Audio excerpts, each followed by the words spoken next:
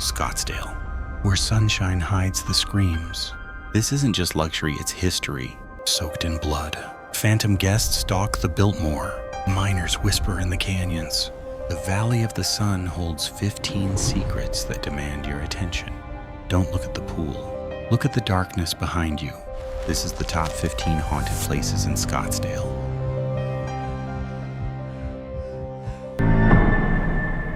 1.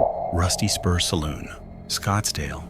The desert air chills profoundly after midnight, a dry, unnatural cold that settles specifically within the adobe walls of the Rusty Spur Saloon in Oldtown Scottsdale. It's one of the oldest standing establishments in the city, its polished bar top concealing decades of spilled whiskey and untold violence. When the last patrons stagger out and the neon glow of the open sign clicks off, that is when the original resident begins his shift. He isn't selling drinks, he's settling accounts.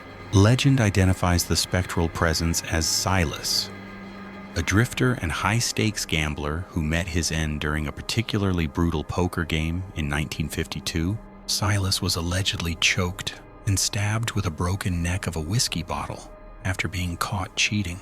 His body hastily dragged out the back door and buried beneath what is now the patio.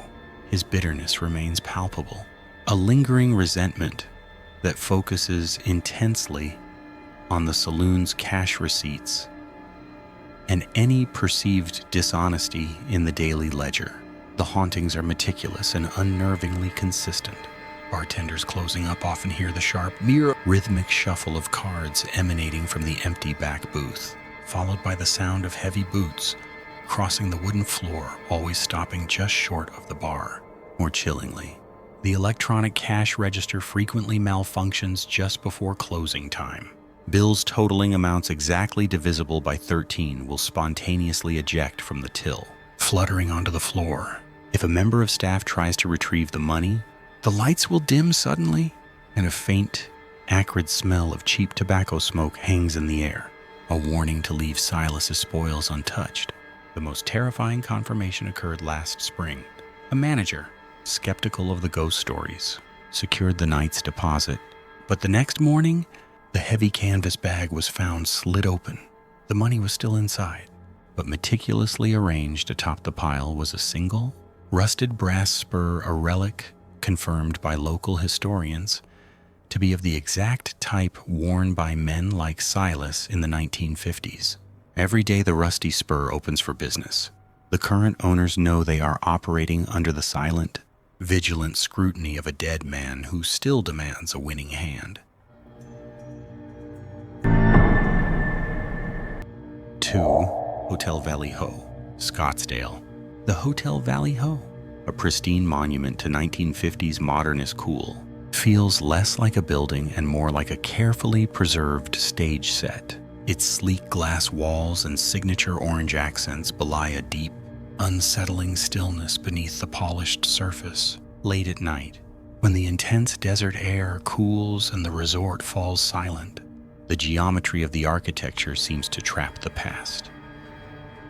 The hotel's history as a favorite hideout for old Hollywood figures suggests that the same high-roller energy that defined its opening decade also sealed the fate of a few unfortunate guests who sought refuge but found a more permanent, unsettling residence within its pristine halls. The most persistent legend centers on the third floor, a corridor known internally by staff as the Green Room, not for a color, but for the pervasive sense of anxiety and nausea associated with it. The tale originates in 1964, when a silent screen actress, attempting to escape a ruinous public scandal, checked into a secluded suite overlooking the main pool. According to heavily suppressed contemporary reports, she never officially checked out. Her body was eventually discovered, not by an employee, but by the next incoming guest, sitting calmly at the vanity, seemingly applying makeup. The official ruling was ambiguous, citing isolation and medication, but the room itself has remained a constant center point of localized paranormal activity and unexplained distress. The spectral manifestation is frequently reported in the West Wing elevators, which often ascend autonomously to the third floor even when the button is not pressed, opening to an empty, freezing hallway that instantly drains the air of warmth. Housekeepers assigned to that sector consistently complain of the faint, cloying scent of expensive, decades-old perfume, and the sound of muffled, desperate sobbing emanating from vacant suites. Maintenance staff frequently find themselves resetting the thermostats in these areas, inexplicably dropped into the low 50s. Regardless of the scorching desert heat outside, the true terror, however, is reserved for the large, mirrored walls in the bathrooms. Guests have reported seeing a momentary, fleeting reflection in the glass. A woman, flawlessly dressed in a vintage cocktail gown, standing right behind them, observing them with a chilling, vacant stare, before she vanishes entirely, leaving only the sharp, unmistakable sound of shattering glass, a cocktail dropped long ago, still echoing in the modern stillness of the Valley Ho. 3. Winfield Scott Memorial, Scottsdale Founder Statue. Scottsdale. The desert air, typically sharp and dry, hangs strangely still over the intersection of Indian School Road and Scottsdale Road, thick with the scent of ozone and ancient dust. Tourists rarely linger past sundown, but sometimes local preservationists working late hear a sound distinct from the usual rustle of palm fronds. A faint, rhythmic metallic tapping coming from the base of the towering Winfield Scott Memorial. The statue, a stoic bronze depiction of the city's founder, stands guard over a history that wasn't entirely paved over. General Scott, a strict military man even in his civilian pursuits, oversaw the initial platting of the town site, meticulously ensuring every survey marker was precise. The story whispers that Scott was furious when a critical survey point was shifted during early 20th century development to accommodate a new irrigation canal, a move he saw as undermining the very foundation of his planned utopia. He died shortly after, consumed by a rage that apparently never dissipated. The desert, unforgiving of such transgressions, holds on to the echo of his obsessive meticulousness. The bronze figure itself seems impervious to the relentless Arizona sun, but those who maintain the statue report anomalies. At midnight, security cameras occasionally capture fleeting shadows moving across the pedestal, never quite discernible as human. The most disturbing recurring event is the tapping. It sounds exactly like a surveyor's brass plumb bob, swung hard and repeatedly against the granite base, always near the southeast corner, the exact location where the original marker was controversially moved. Maintenance workers frequently find tiny, fresh indentations in the granite each morning, despite no tools being left near the site. He isn't trying to scare anyone, he's correcting them. The spirit of Winfield Scott is eternally trapped in the duty of fixing a municipal error, trying to pound the marker back into its true position, one ghostly, metallic strike at a time. And if you stand there long enough, the tapping grows louder, faster, imbued with the desperate, cold fury of a founder whose legacy is eternally off by a single, maddening inch.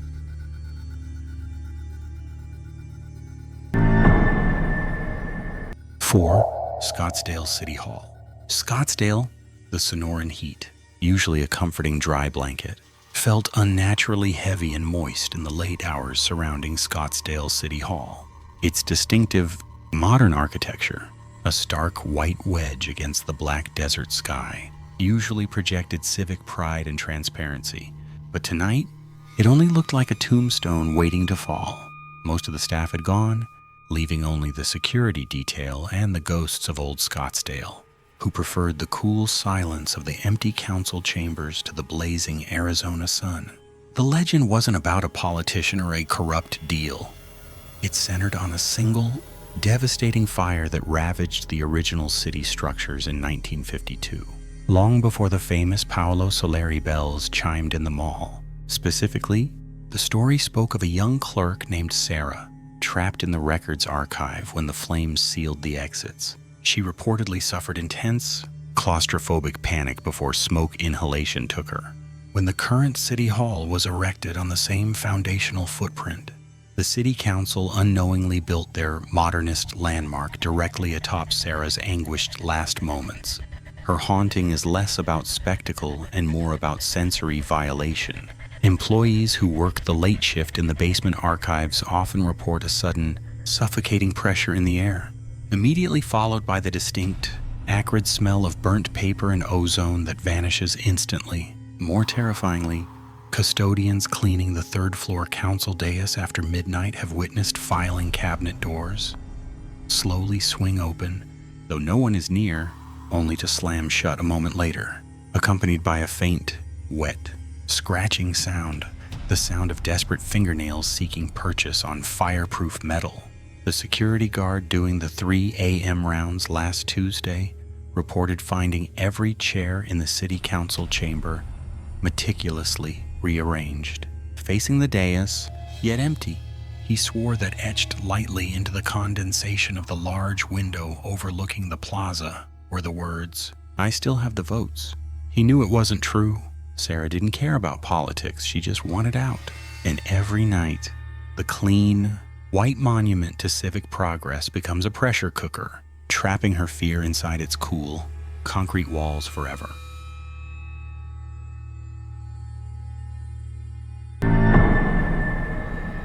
5. Oldtown Scottsdale Historic District. Scottsdale? The dry desert wind, usually a cleansing force, turns oddly cold and thick as it sifts through the alleys of Oldtown Scottsdale. Past the bright lights and souvenir shops of the historic district, a heavy silence settles around the remnants of the original brick architecture, particularly near the old Sugar Bowl site. This stillness is not peace. It is the breathless anticipation preceding an event that has played out nightly for nearly a century, echoing the despair of the town's forgotten beginnings. The legends whispered among the longtime residents concern a woman named Eliza. She was the mistress of a prominent, but married, rancher during Scottsdale's rough and tumble boom period of the 1920s. When she realized she was pregnant, the rancher ruthlessly cut ties, leaving her ruined and ostracized by the conservative community. Desperate and alone, Eliza hanged herself in the dusty back room of what was then a general store, a structure now swallowed by the modern storefronts. Her death was hushed up, a stain the town preferred to forget, but her agony refused to dissolve into the Arizona heat. Today, her presence manifests as specific, chilling phenomena. Security cameras in the narrow walkways behind Marshall Way frequently capture a tall, blurred shadow moving against the direction of all ambient light sources, always accompanied by a dramatic temperature drop. Inside the older boutiques, inventory stacked perfectly before closing will be found violently swept onto the floor the next morning, particularly items colored pastel pink or light blue colors Eliza supposedly favored. Most unnerving are the intermittent, faint sounds of rhythmic, muffled weeping, often heard only between 2:00 and 4:00 a.m., emanating from the locked and empty second stories. Those who work late in the historic district have learned never to investigate the sounds. Eliza's residual grief is a malevolent anchor, trapping her spirit within the confines of her betrayal. If you linger too long near the century-old foundations, you might feel a cold, bony hand press against the small of your back, urging you forward, perhaps toward the same desperate finality she embraced, forever demanding company in her lonely, sun-baked torment.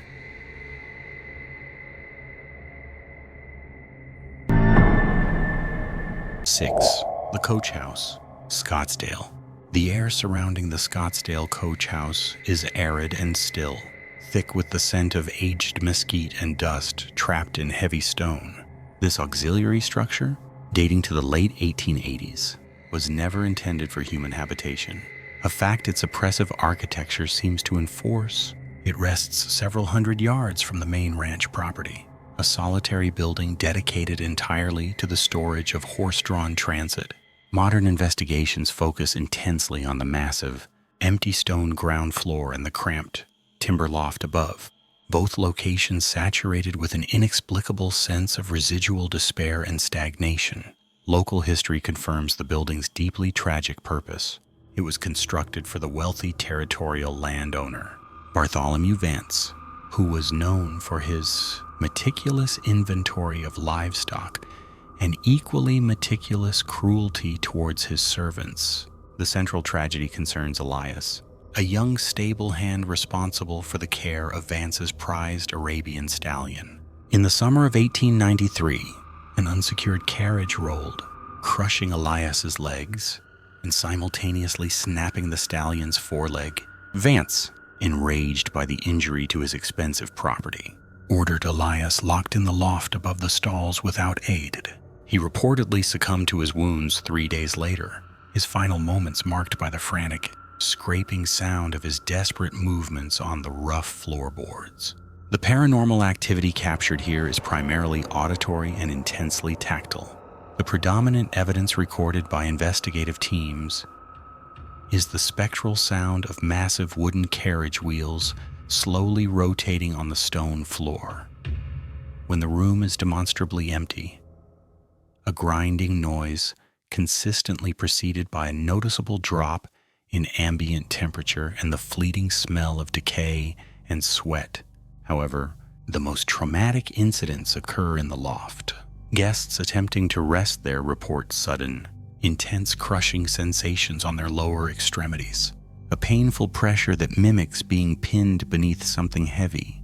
This sensation is often accompanied by the distinct sound of someone violently dragging themselves across rough wood, a sound that ceases abruptly the moment the victim cries out.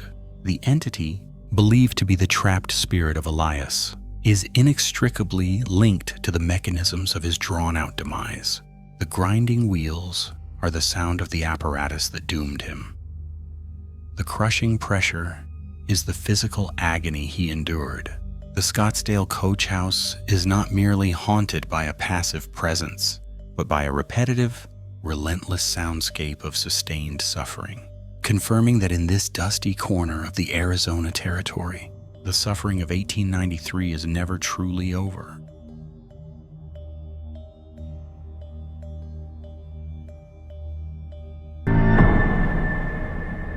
7. Oldtown Tavern, Scottsdale. The humidity of the Scottsdale night often clings to the red brick facade of the Oldtown Tavern, a structure that feels less like a modern establishment and more like a tomb built of heavy timber and worn leather. Opened officially in the 1930s, the tavern has long served as a local anchor, but its unofficial history stretches back to the dustier, lawless days of Prohibition. Local lore centers on the spectral figure of Big Jake, a former proprietor renowned for his violent temper and alleged ties to illicit liquor operations. It is widely claimed that Jake met a sudden, brutal end in the establishment's original cellar, a fatal knife wound sustained during a botched inventory transfer in 1941, purportedly by rivals who attempted to seize his illegal stock. The haunting is not passive, it is intensely proprietary. Staff members report a consistent pattern of physical manifestations, primarily centered behind the main bar and near the walk-in fridge, areas that comprise the original storage room. Glasses will slide off racks or shatter in midair, often occurring just after closing time when the last staff member is counting the till. The temperature consistently drops by as much as 20 degrees in the walkway leading to the back office, an anomaly felt even in the middle of a triple-digit Arizona summer. Perhaps the most disturbing phenomenon involves the heavy, carved oak doors of the liquor cabinet, which are often found locked or jammed shut despite having been secured minutes prior, an act employees interpret as Jake guarding his domain. These occurrences climaxed last autumn when surveillance footage captured an inexplicable event. The camera focused on the back corridor, registering motion as a stack of high-proof whiskey bottles levitated briefly from the shelf before being violently flung across the room, leaving a deep gash in the plaster. Crucially, no visible hands or strings were present in the frame. The event resulted in thousands of dollars worth of damage and the immediate resignation of the evening manager, who later recounted hearing a deep, guttural laugh echoing from the empty corridor moments before the destruction. The tavern remains open, a lucrative relic of Scottsdale history. Yet the cold, proprietorial anger of Big Jake reportedly still supervises every pour, awaiting any perceived attempt to alter his enduring dominion.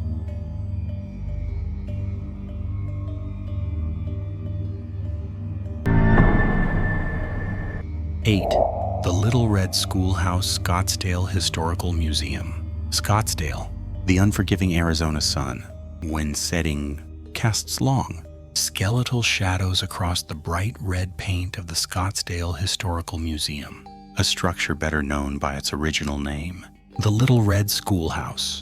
This 1909 building, preserved immaculately against the desert's decay, carries not only the fragrance of aged wood and dust motes dancing in sunbeams, but also a heavy, profound stillness that chills visitors even in the midday heat. It stands as an immutable monument to the town's rigorous beginnings, and, allegedly, to a premature, unjust death. The local legend centers on a student named Timothy, or perhaps Thomas, who succumbed to a sudden, virulent fever within the school's walls. During the harsh summer of 1913, his parents, unable to bear the sight of the empty desk, insisted it remain precisely as he left it. That vacant spot in the front row became the nucleus of subsequent paranormal activity. For decades, museum custodians and late-night security staff have reported strange occurrences radiating from the classroom, specifically the unsettling sound of a child's quiet weeping echoing from beneath the floorboards. These are mere anecdotes until one witnesses the more specific phenomena. Witnesses have described hearing the frantic scraping of chalk on the slate board, only to find the room empty and the chalk unbroken in the tray. One night, auditor reported a distinct, rhythmic tapping sound, like a marble repeatedly dropped on the pine floor, followed immediately by the distinct scent of sulfur and fresh ink, dissolving as quickly as it appeared. The most terrifying accounts involved the large, south-facing window. On moonless nights, people claim to see a small, pale face pressed against the glass from the inside, its expression one of pure, silent panic. The schoolhouse is quiet now, the doors securely bolted. Yet inside, the atmosphere remains heavy with the weight of unseen occupancy. Visitors often report the sensation of a cold hand brushing past their ankle or the sudden, overwhelming urge to weep near that specific, empty front row desk.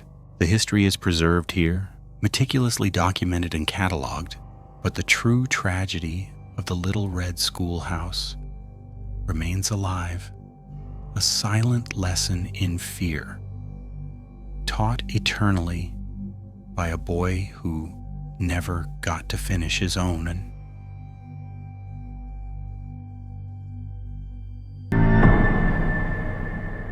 9. Old Adobe Mission Our Lady of Perpetual Help Church, Scottsdale. The shadows lengthen early around the old Adobe Mission in Scottsdale. Our Lady of Perpetual Help, where the scent of aged plaster and dry desert earth clings heavy in the cooling air. Even in the bustle of modern Arizona, the thick, centuries-old walls seem to draw the light inward, creating pockets of profound stillness untouched by the sun. It is a quiet, oppressive silence, the kind that suggests more is listening than speaking. Built upon ground steeped in history, first a refuge, then a frontier outpost of faith, the mission carries the indelible stain of early, harsh loss. Local legend tells of Sister Maria, a novice nurse who served during a devastating smallpox outbreak in the 1890s. Overwhelmed and desperately alone, she succumbed not to the illness, but to despair, taking her own life in the tiny, secluded sacristy after the last of her patients had died.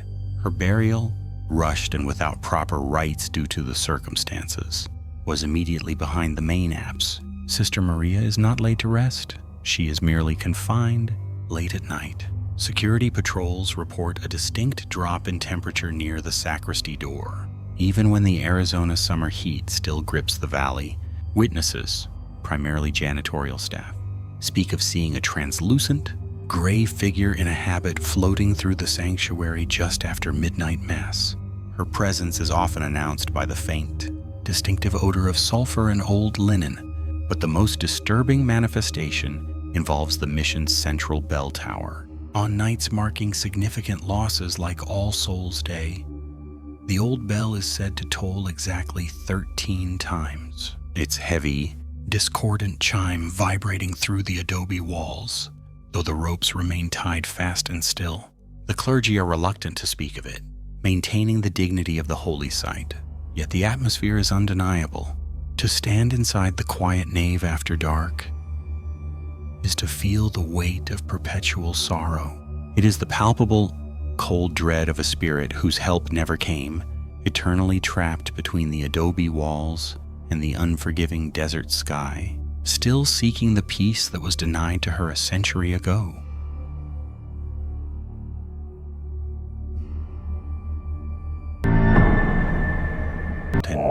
Western Spirit, Scottsdale's Museum of the West. Scottsdale.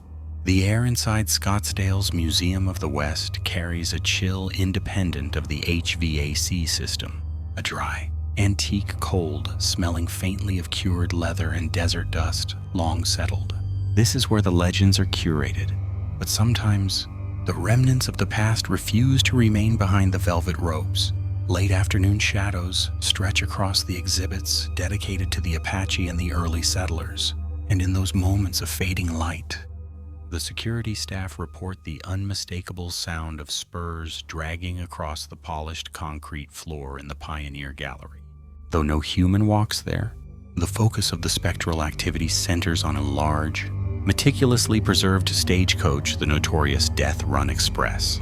A legend holds that during an ambush near the Salt River in 1883, the driver, Elias Thorne, a man known for his grim tenacity, was shot through the neck but remained lashed to the reins, driving the coach 2 miles further before his body finally collapsed. Thorne was never properly buried, his remains supposedly interred hastily beneath a cairn that was later bulldozed for development.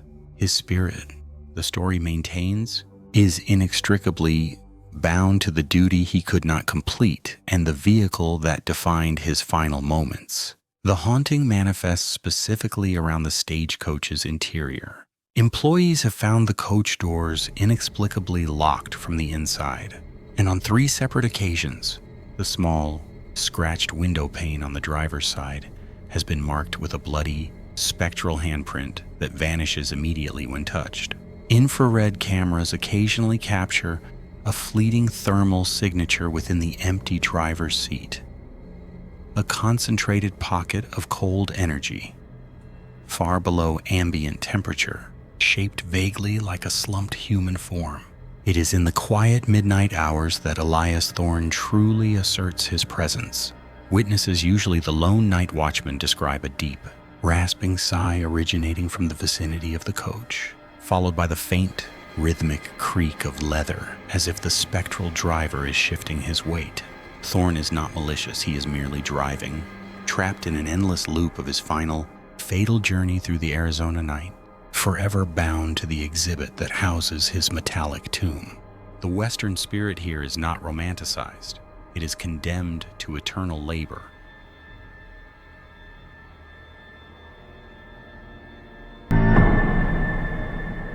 Scottsdale Museum of Contemporary Art. SMOCA, Scottsdale.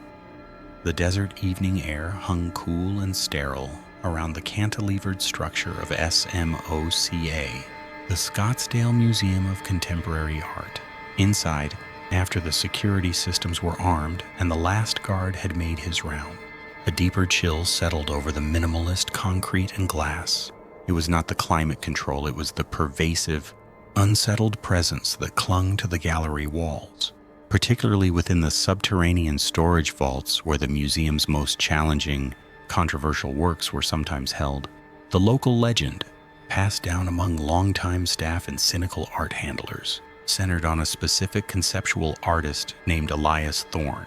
Thorne was known for pieces that bordered on the occult, dealing heavily in psychic dissonance and emotional transference.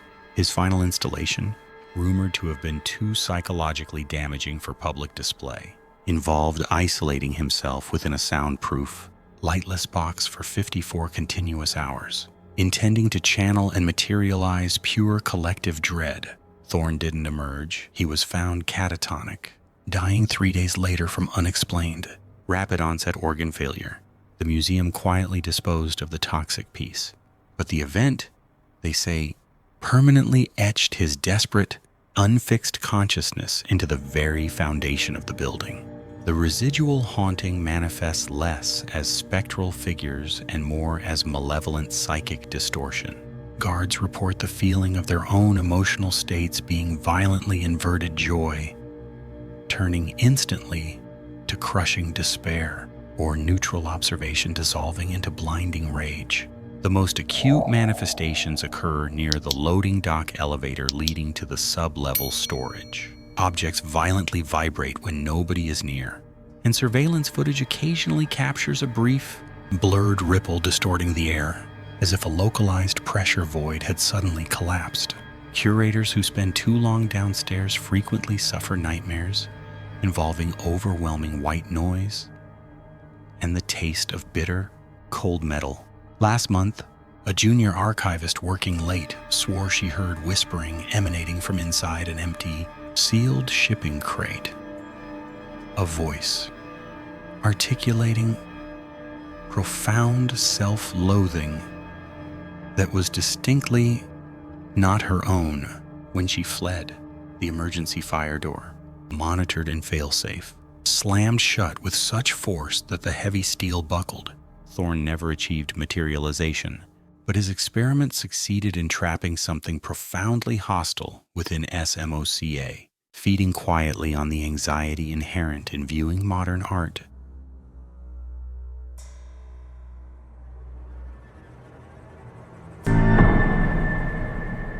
Sure, Scottsdale Center for the Performing Arts. Scottsdale. The silence that settles over the Scottsdale Center for the Performing Arts after the last curtain call is not peaceful, but a profound, unnatural vacuum.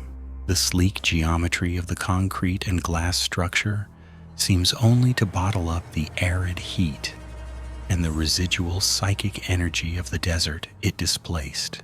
It is here, among the soundboards and the utility corridors, that the maintenance staff encounters the entity they have informally named Silas. Silas is not tied to a failed actor or a prima donna, but to the scorched earth beneath the foundation. Local lore claims the center was built upon a crucial watering hole near the old Indian Bend Wash, the site of a fatal land dispute in the late 1940s. A disgruntled landowner, refusing to sell his parcel, reportedly died defending his claim, his body allegedly buried hastily during the initial grading of the land. His rage manifests as a persistent, localized chill that sinks through the marble flooring and pools in the sub-level dressing rooms, typically dropping the ambient temperature by 15 degrees. The manifestations are not subtle.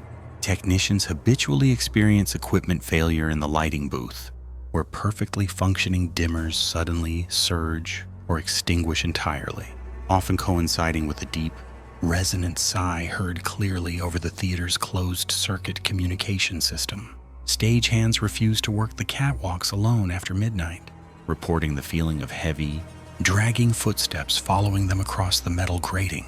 But the most invasive haunting occurs when a show is running. A chilling, metallic sound, a choked, desperate gasp that cuts through the professional audio feed, lasting only a fraction of a second, just long enough for the audience to register a glitch before the sound engineer frantically corrects the phantom interference.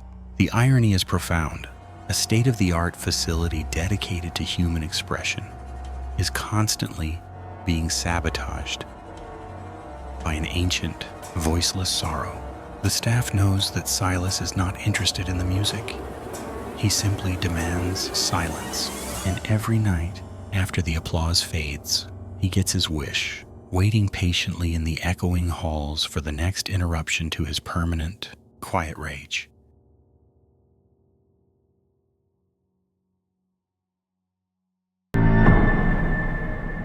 13. Scottsdale Stadium, Scottsdale. The desert wind, usually a dry balm, turned icy as it scoured the concrete concourses of Scottsdale Stadium. Built on the dusty footprint of previous incarnations, the spring training facility always felt heavier after the crowds left. It was during these quiet desert nights, when the grounds crew was reduced to a skeleton staff, that the presence manifested. Maintenance logs dating back to the late 1990s note recurring electrical surges on field level 1, specifically near the home dugout, always accompanied by a profound, pervasive sense of panic. The legend centers not on a star player, but on a forgotten groundskeeper named Arthur, who suffered a fatal heart attack in 1986 while attempting to extinguish a sudden, inexplicable fire in the old equipment shed. His death was ruled accidental, but employees whispered that the stress was induced by something he saw, a fleeting, pale figure that some identify as the gray umpire, in a spectral arbiter of unfinished business. Arthur's ghost, perpetually stuck in the moment of his own terror, reportedly still patrols the stadium's lower levels, forever reliving his final, panicked moments. The hauntings are specific and unsettlingly focused. Security cameras frequently capture fleeting, thermal anomalies shaped like a crouching man, only to immediately lose the signal. Staff cleaning the visiting team's locker room often report the smell of ozone and burnt wood, even 20 minutes after the air conditioning has been turned off. But the most terrifying manifestation occurs on the pitcher's mound. Visitors standing there alone after midnight describe a palpable pressure pushing down on their chest, a suffocating dread that mimics Arthur's fatal symptoms. Occasionally, the distant, frantic rattle of old keys can be heard echoing through the empty bleachers, always sounding closer than one expects. During the off-season cleanup last October, the night watchman, Mark, discovered a set of antique brass keys lying precisely on the home plate, where they had certainly not been hours before. As he bent to pick them up, a cold, desperate sigh seemed to emanate directly from the soil beneath the plate, followed instantly by the violent slam of the heavy metal door to the equipment shed, sealing off the lower corridor. Mark didn't check the door. He simply dropped the keys, knowing that Arthur was still searching for an escape from his silent, scorching fate within the heart of Scottsdale Stadium.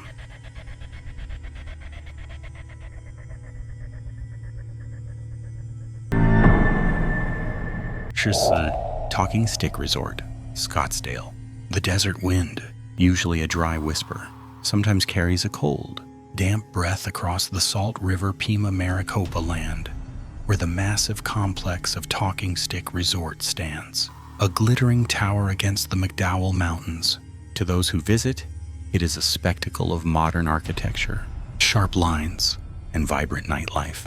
But beneath the polished veneer, a deep, uneasy energy permeates the very ground, a residue of displaced spirit that resists the luxury built over it. The trouble, many locals say, started long before the foundations were poured, when the land was a sacred meeting place, a point where the spirits of ancestors traveled unimpeded. The legend centers around the namesake itself, the talking stick, not merely a branding element but a historical instrument used by tribal elders to ensure fair discussion and truth-telling. However, one specific stick, carved from petrified saguaro, was allegedly buried on the site after a particularly bitter council meeting failed to resolve a devastating drought centuries ago, leading to tragic losses. It is believed that the stick, heavy with unspoken grievances and broken promises, holds the spectral echoes of that failure. It demands to be unearthed, its secrets finally spoken. The resulting hauntings are subtle but pervasive, affecting the staff and high-rolling guests alike. In the high-limit poker room, chips frequently rearrange themselves into patterns resembling ancient symbols, only to vanish when guards check the monitors. Elevators routinely bypass floor 14, stalling between 12 and 15 with a muffled sound like dry wood tapping against glass. The most disturbing manifestation occurs in the spa's thermal pools. Guests have reported seeing shimmering distortions in the heated water, brief, fleeting reflections of faces contorted in silent accusation. They feel a sudden, crushing coldness, followed by the distinct phantom scent of ozone and dry earth. Those who work the graveyard shift report hearing a soft, rhythmic clicking sound echoing in the deserted halls near the art gallery, a sound like something desperately trying to gain attention, a spirit forever trapped in a failed council, attempting to speak its truth. The talking stick, they realize, is still talking, and the cost of the resort's silence is far greater than any jackpot won or lost on the gaming floor.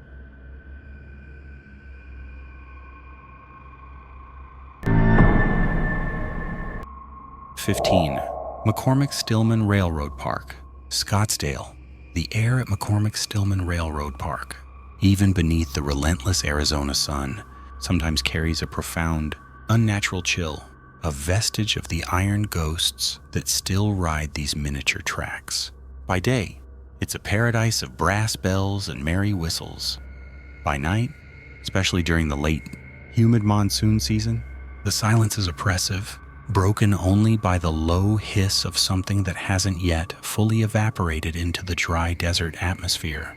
Park employees, used to the quirks of historic preservation, speak in hushed tones of the railroad's true antiquity. Not just the preserved engines, but the land itself, once a sprawling cattle ranch traversed by the original, unforgiving rails of the early 20th century. The primary haunting centers around engine number 7, an antique steam locomotive meticulously restored, but rumored to carry the spectral soot of a nameless engineer. Legend holds that in 1917, during a flash flood that turned the Salt River into a deadly torrent, a crew attempting to move essential supplies derailed near what is now the park's northern border. The engineer, trapped in the scalding wreckage, died not quickly, but slowly, listening to the rushing water swallow the sound of his frantic cries. His spirit, forever bound to the mechanisms of locomotion, occasionally attempts to complete his final doomed run. Maintenance crews have logged inexplicable electrical surges centered around engine number 7's cab, even when the power is completely disconnected. More chillingly, security footage has repeatedly captured a brief, translucent shadow leaning from the cab window late at night, often accompanied by the faint, distinctive odor of coal smoke and hot oil where no fire has been lit for decades. Visitors sometimes report hearing a high-pitched, frantic whistle from the miniature train lines when the park is closed, a sound that quickly fades into an unnerving silence. The fear lies not just in seeing the ghost, but in understanding his perpetual misery. He is an engineer without a destination, forever trapped in the cycle of starting and failing to arrive. If you stand near engine number 7 just before dawn, watch the steam-white shadow attempt its departure, and you might hear the low, raspy sigh of a man desperate for the final track switch, the one that will finally let him rest.